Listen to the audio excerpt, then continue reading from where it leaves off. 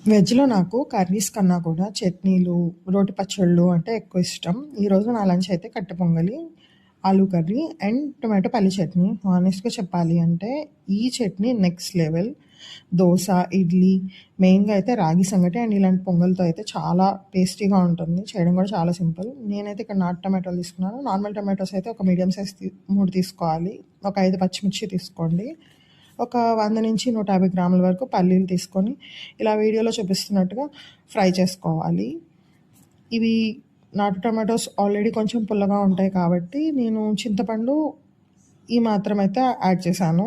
మీరు ఇంకొంచెం ఎక్కువ యాడ్ చేసుకోవచ్చు. ఇవి చల్లారాక మిక్సీ జార్‌లో వేసుకొని వీటితో పాటు 4 వెల్లుల్లి రెబ్బలు, ఒక స్పూన్ జీలకర్ర, టేస్ట్‌కి తగ్గట్టుగా ఉప్పు అండ్ యాడ్ చేసేసుకొని గ్రైండ్ చేస్తే సూపర్ టేస్టీ టొమాటో పల్లి చట్నీ రెడీ. కొంచెం వాటర్ కూడా యాడ్ చేసుకోవాలి. నేను తాలింపు వేయలేదు, అవసరం లేదు. మీకు కావాలంటే వేసుకోవచ్చు. డెఫినెట్‌గా ట్రై చేయండి. మీకు చాలా నచ్చేస్తుంది ఈ చట్నీ.